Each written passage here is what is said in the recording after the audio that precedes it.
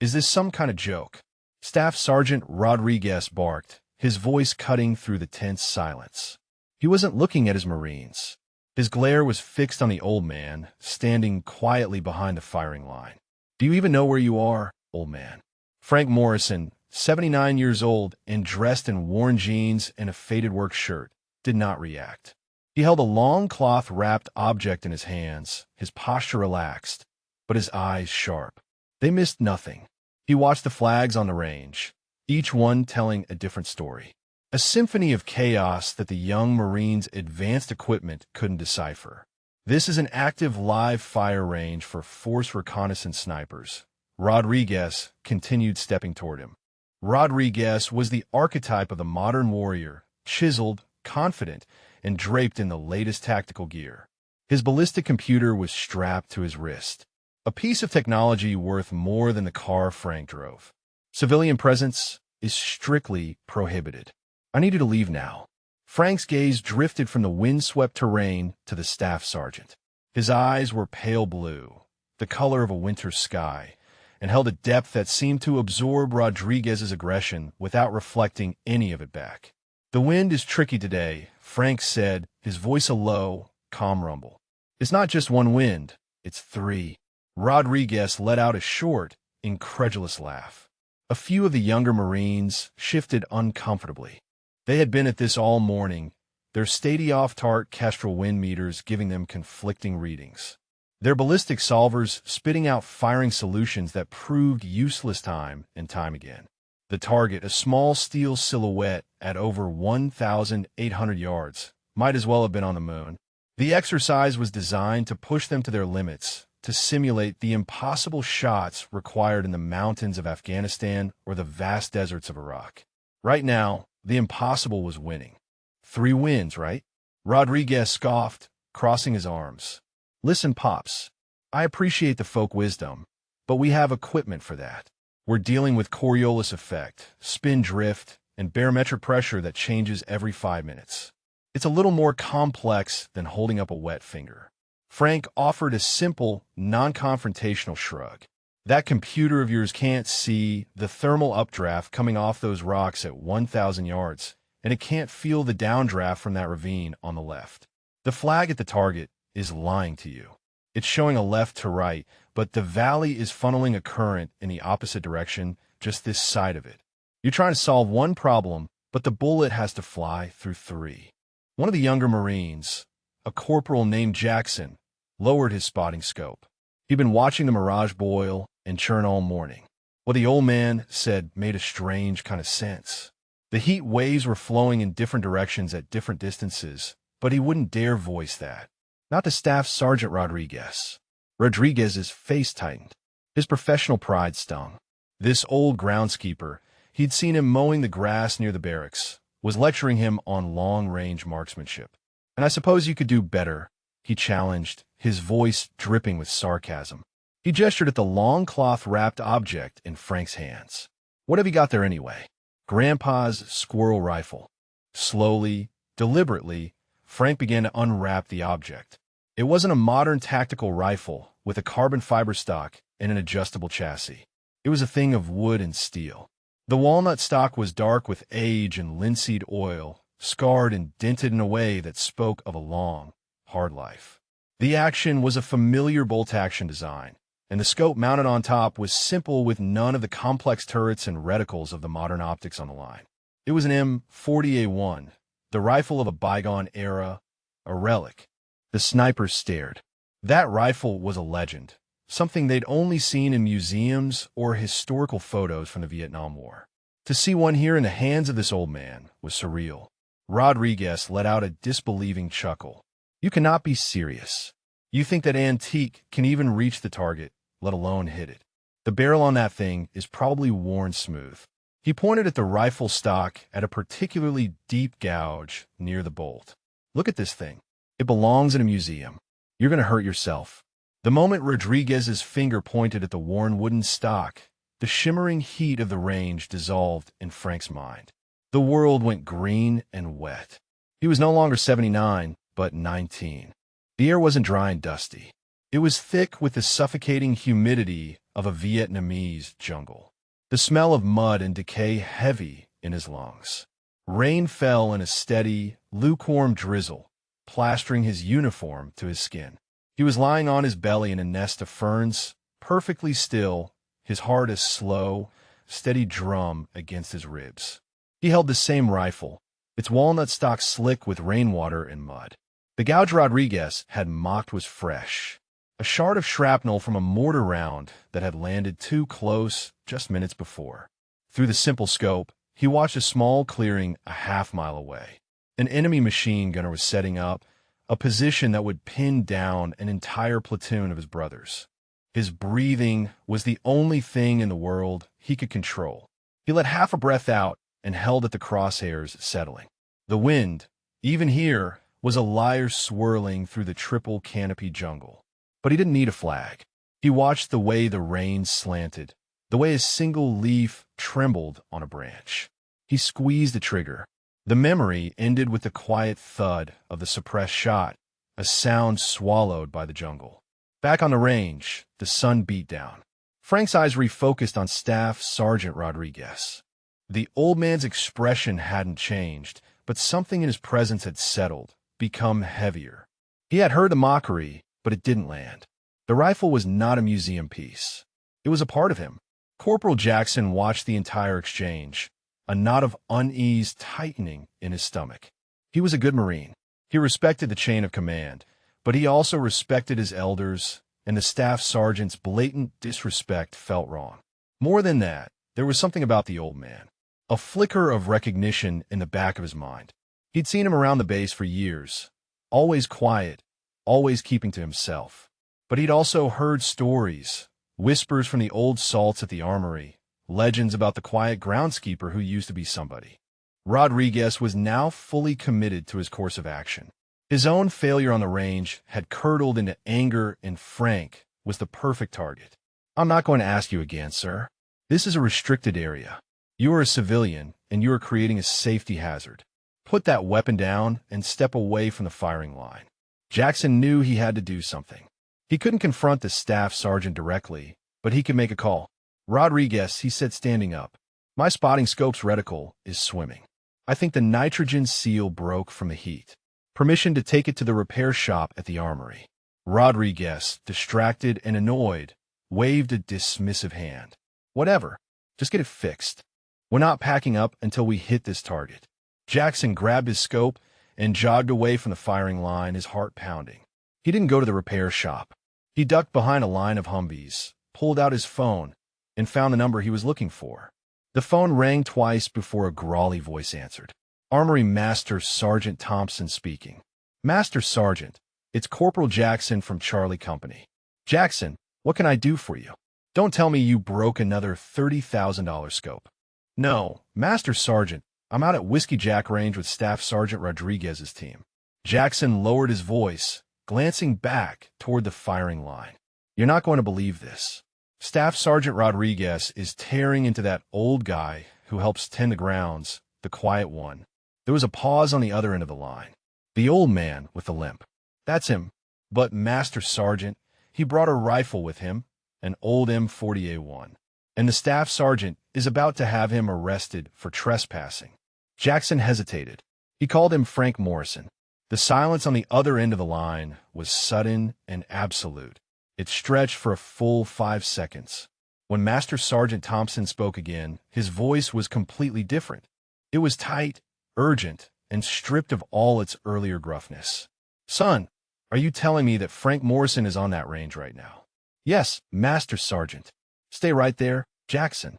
Do not, under any circumstances, let Staff Sergeant Rodriguez put a hand on him.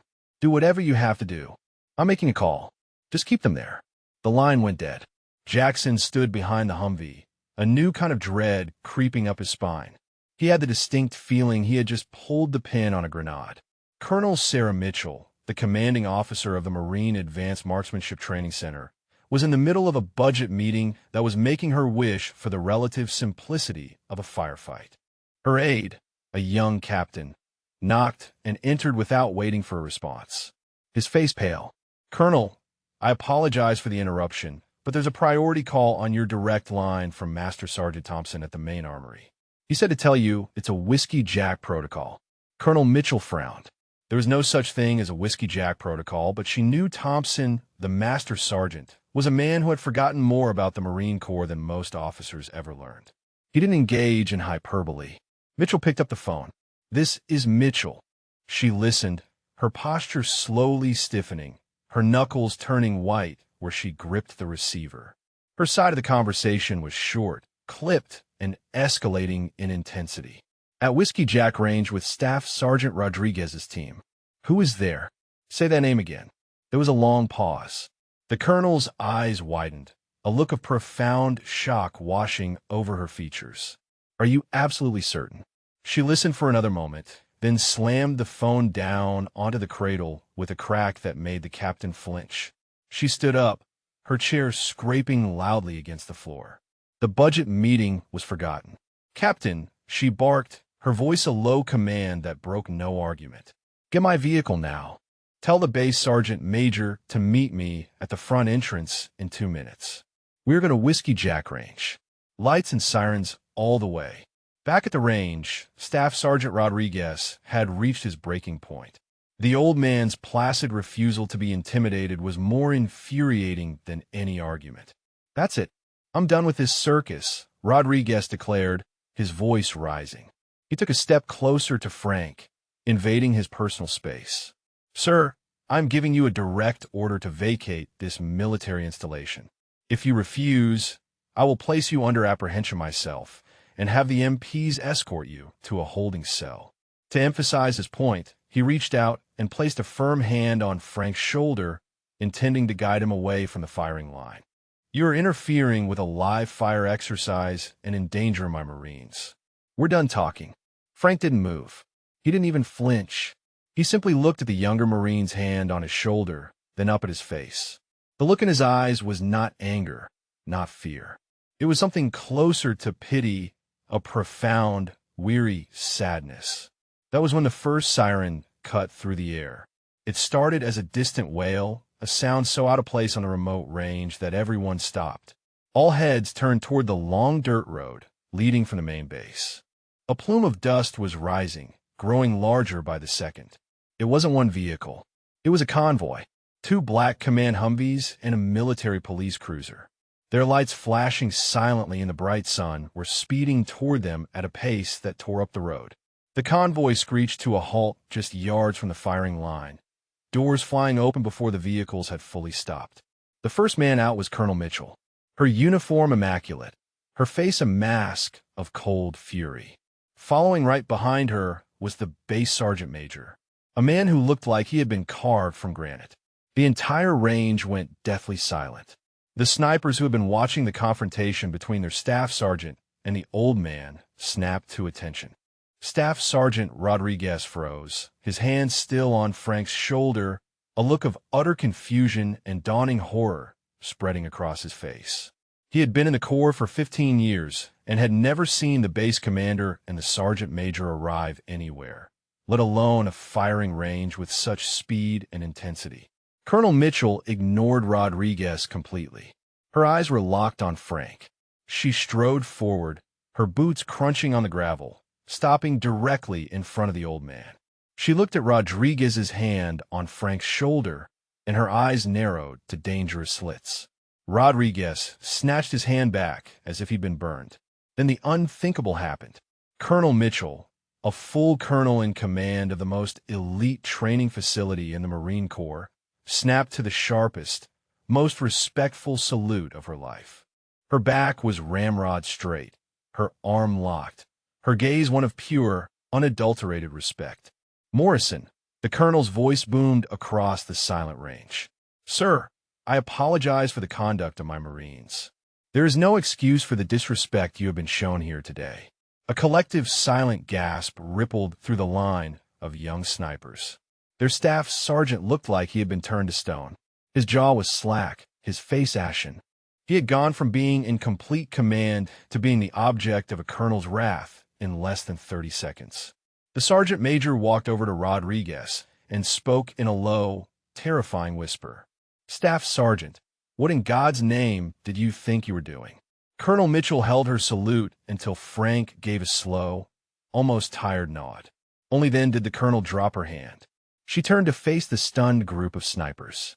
Her voice was cold hard and carried the weight of command. "Marines," she began, her voice leaving no room for misunderstanding.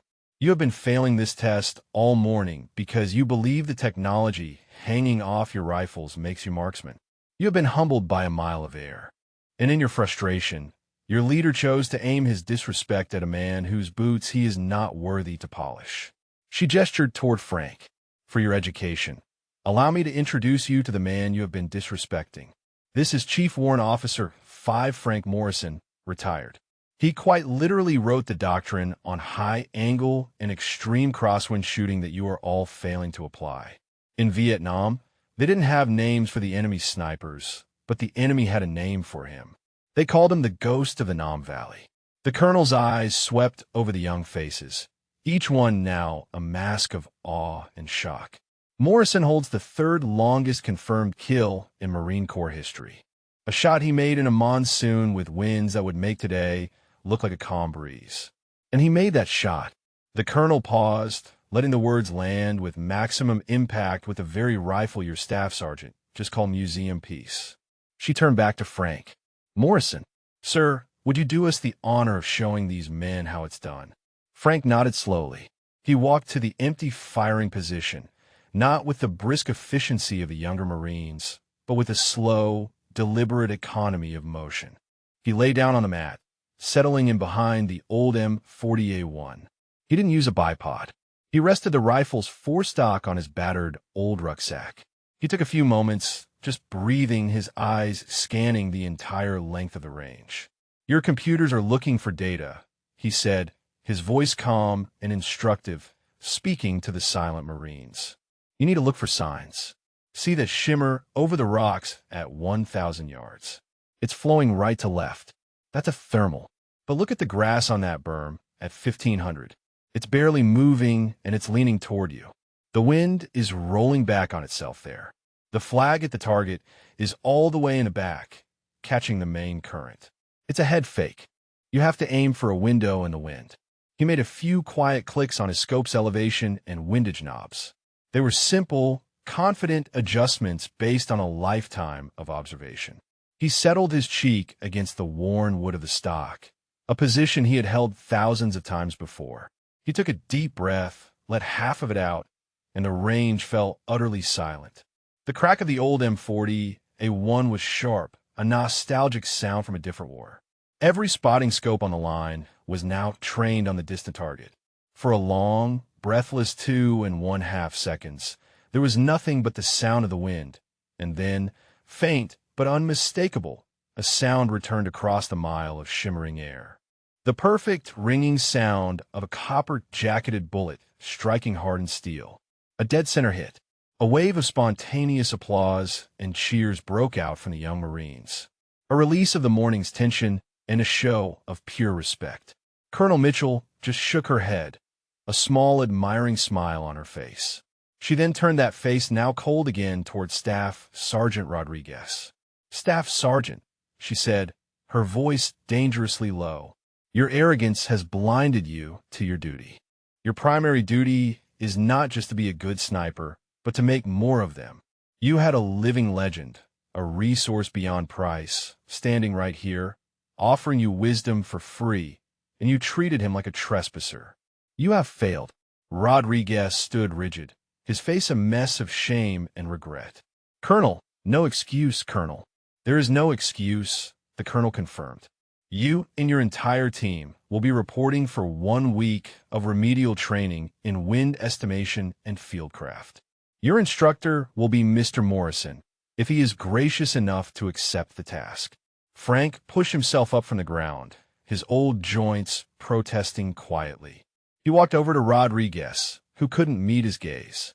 He placed a gentle hand on the younger Marine's shoulder, the same one Rodriguez had grabbed in anger moments before. "The gear helps," Frank said quietly, his voice devoid of any triumph. "But it doesn't replace what's in here." He tapped his temple with a weathered finger. "The wind doesn't care about your computer, Staff Sergeant. It just is. You have to learn to listen to it, not just measure it. As Frank held the old rifle, its weight familiar in his hands, another memory surfaced, brief and warm. He was a young corporal, barely 20 years old. A grizzled master sergeant, a veteran of the chosen reservoir, was pressing this very rifle into his hands. The stock was newer then, the bluing on the barrel darker. "She's not fancy, son," the older had said, his voice raspy. "She's heavy, and she'll kick you if you don't hold her right. But she'll never lie to you. The wind, the heat, the jungle, they'll all lie to you. You just have to learn her language. Learn to trust what she's telling you." The rifle wasn't just a tool. It was a legacy, a piece of wisdom passed from one generation of marksmen to the next. In the weeks that followed, the atmosphere at Whiskey Jack Range was transformed. Every morning, an elite team of Marine snipers, including a deeply humbled Staff Sergeant Rodriguez, sat on the dusty ground in a semicircle. They weren't behind their high-tech rifles. They were listening. At the center of the circle was Frank Morrison, holding a simple blade of grass, explaining how its flutter could tell you more than a $10,000 weather station. He taught them to read mirage, not as an obstacle, but as a road map of the air. He taught them patience, observation, and an intuition that had been bred out of them by an over-reliance on technology. The Marine Corps officially integrated a new section into its advanced sniper curriculum based on his teachings. They called it the Morrison Wind Doctrine. About a month later, Rodriguez, wearing civilian clothes on a Saturday afternoon, was in the local hardware store looking for sprinkler parts. He saw a familiar figure in the next aisle studying packets of tomato seeds. It was Frank. Rodriguez took a deep breath and walked over. "Morrison," he said quietly. Frank looked up, a friendly, grandfatherly smile on his face. "Staff Sergeant, how are those tomatoes of yours doing?" Rodriguez was taken aback. "Sir, I saw you planting them last week. You put them too close together. They're going to crowd each other out," Frank said with a wink. He had missed nothing. Rodriguez felt a flush of humility that was no longer painful, but cleansing. "Sir, I just wanted to say thank you for everything. You taught me more in that week than I've learned in the last 5 years of my career." Frank just nodded, his smile genuine. He reached out and clapped Rodriguez on the shoulder. "You're a good Marine, son. You were just trying to read the book instead of the weather." He held up the seed packet. "It's all about paying attention to the little things." He turned to go, then paused. "Just keep listening, son. Just keep listening." Rodriguez watched him go. A quiet old man who had reminded an entire generation of warriors that the most powerful weapon is not the one you hold in your hands, but the wisdom you hold in your head. If you were inspired by Frank Morrison's story of quiet courage and timeless wisdom, hit that like button, share this video with someone who needs to see it, and be sure to subscribe to Veteran Valor for more stories of America's unassuming heroes. The legacy lived on through Rodriguez and every Marine he would train in the years to come. Young snipers learned to feel the wind before they read their instruments. They studied grass and mirage with the same intensity they gave their ballistic computers. Most importantly, they learned respect for the knowledge that came before them, wisdom earned through decades of service and sacrifice. Frank Morrison returned to his quiet routine, tending the grounds at Camp Pendleton, but now with a difference. Young Marines nodded respectfully when they passed him. Officers stopped to ask his opinion on training matters. The old M40A1 was displayed in the armory with a small plaque that read, "In honor of Chief Warrant Officer 5 Frank Morrison and all veterans who served with distinction." Sometimes the greatest heroes are the ones who never sought recognition. On clear afternoons, when the California wind danced across the range, Frank would pause in his work and watch the new generation of Marines training. He saw them reading the air with their eyes instead of just their instruments. He heard instructors passing on his lessons about patience and observation. He watched Rodriguez, now a more humble and effective leader, guiding young snipers with a gentle wisdom that came from his own hard-learned lesson in respect. The wind still told its stories to those who knew how to listen. The targets still demanded precision and skill. But now there was something more on that range. There was continuity, the unbroken chain that connected one generation of warriors to the next. Frank Morrison had done more than make an impossible shot. He had reminded everyone that true marksmanship, like true wisdom, is not about the tools you carry, but the experience you honor and the humility you maintain in the face of knowledge greater than your own.